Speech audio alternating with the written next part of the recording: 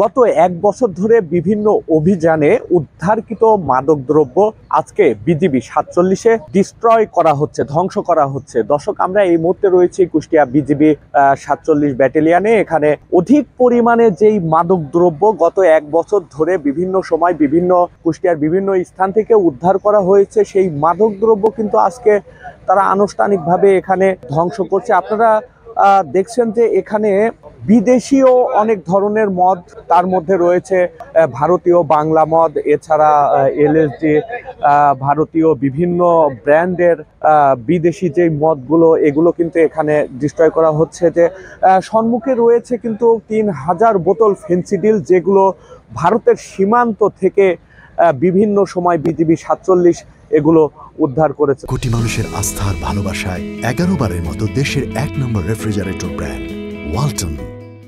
আপনারা দেখছেন যে এখানে বিভিন্ন প্রকার বিদেশি মদ রয়েছে, তার মধ্যে রয়েছে ম্যাজিক মোমেন্ট, ব্লু, তারপরে এছাড়া অধিকাংশ ভালো ভালো ব্র্যান্ডের যেই মদগুলো সেগুলো কিন্তু এখানে রয়েছে। আমাদের কাছে বিজিবি ৪৭-এর তালিকায় এসে পৌঁছেছে। এর মধ্যে রয়েছে বিদেশি মদ ৯,৩৬৮ বোতল, দেশি মদ ২০ লিটার, ফেন্সিডিল ১১,০০০ বোতল, ভারতীয় গাঁজা ১২৭ কেজি ৬০০ গ্রাম। এরপরে রয়েছে হেরোইন ৮ কেজি ৬০০ গ্রাম। এরপরে রয়েছে ইয়াবা ৭,২৪৭ পিস, কোকেন ২২,৪৭৩ KG, viagra ১৩৫০ piece, sildenafil tablet ১,৯৩,৭৪৭ পিস, পাতার বিড়ি এখানে রয়েছে বিপুল পরিমাণে প্রায় ১,২৫,০০০ মতো পাতা। তারপরে ক্রিস্টাল মেথড আইস, বর্তমানে ভয়াল যেই মাদক বলা হয় আইস, সেই আইসটা কিন্তু এখানে পাওয়া গিয়েছে।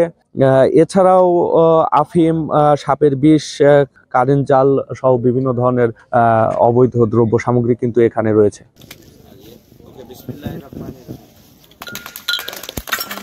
২০২৪ সালের ১ ফেব্রুয়ারি থেকে ২০২৫-এর আজকের দিন পর্যন্ত, অর্থাৎ ১ ফেব্রুয়ারি পর্যন্ত ইনফ্যাক্ট আমরা যে পরিমাণ মাদক ধরেছি সেটাই আমরা ধ্বংস করার একটা আনুষ্ঠানিকতার কার্যক্রম শুরু করেছি। এখানে মাদকের সংখ্যা যেটা আপনারা দেখছেন এবং যেটা আমি বলেছি, প্রায় ৭৪ কোটি টাকা।